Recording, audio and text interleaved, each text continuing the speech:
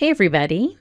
In today's video, I'm going to do two things. I'm going to show you how to create these beautiful purple backgrounds with tea.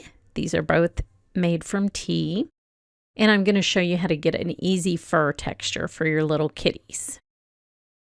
So I have my favorite hibiscus tea, and it's just been soaking in some water until all of the little tea leaves are completely wet. And I will take these out and stick them on a craft mat.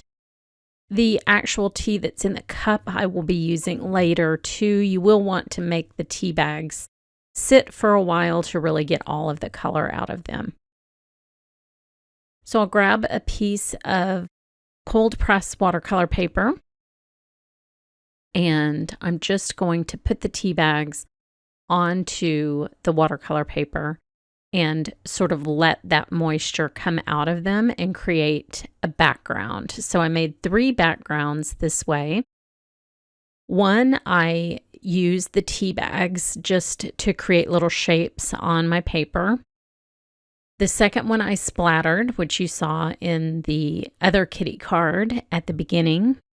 And then one, I took the wet tea itself, just cut the bag open, and let that sit wet on a piece of watercolor paper, and that is the background for the 3 little kitties that you see on my card.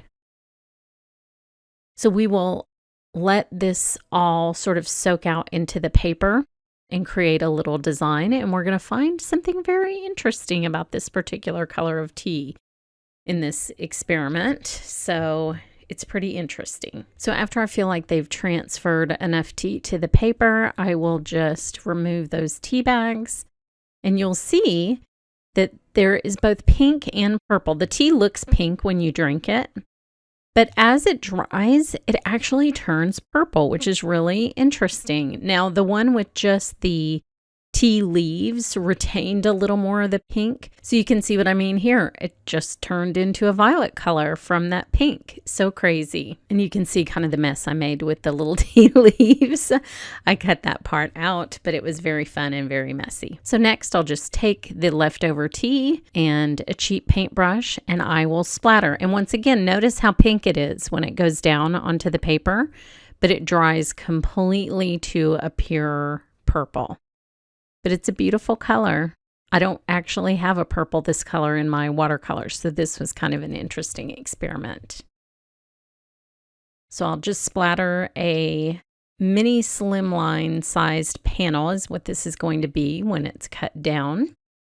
And that will be for my second kitty card. Now here you can watch it turn from pink to purple with my heat gun. So as I'm drying it, that pink color completely leaves and leaves purple behind. Pretty darn fascinating. Anybody who knows why this is, please let me know. We were all trying to figure out what made this happen. Here's a little close-up of just how purple it is. Crazy. Almost looks like a wine color. Really pretty. Here are the two together. You can see they're both very purple. There's a little more pink in the splatters, but not much. Now here's the one where I just left the wet tea leaves on there, and this is completely dry, but it retained a little bit of that pink. So I think it has something to do with how much you leave down on the watercolor paper, and the more you have there, the longer you leave it, then it will retain some of the pink, but I'm not really sure. Okay, so on to the fur hack. First, you will do the bulk of your coloring just very simply with a Copic marker or an alcohol marker. I'm just choosing 3 different colors for these little kitties. No blending, nothing, just single color marker. Then you take a colored pencil that's roughly the same color as your marker, and you do short little strokes. So it's like a tone on tone, and this is just the first layer, but this is such an easy way to do fur, and you don't have to stress out about getting that texture right. So I always start with the shade that's very close to the marker underneath it, and you're just going to build this up. Then I will move on to the little yellow kitty, and again, I'll use yellow in a very similar color to make little hash marks. And same on the dark brown kitty. So I go all the way down their tail. You can see each of them has just a tiny bit of texture. This one's a little bit harder to see than that one, but they all are starting to build up that texture just a little bit. It's a very fun, quick process to do this. I used to be super intimidated by fur until I found this little hack. So now you want to do a darker color. So I just picked, a few shades darker to do my second layer with. And then the real magic comes when you add a white layer. So same thing, just short little strokes. Don't worry about where you're putting them. But the combination of the same color, the darker color, and the white really give it an awesome fur texture with very little work. If I had done this whole thing with colored pencil, it would have taken forever and it probably wouldn't have looked as good. So put that base down of alcohol just to get the bulk of your coloring out of the way, and then use this super quick colored pencil, little hash marks to fill in the fur.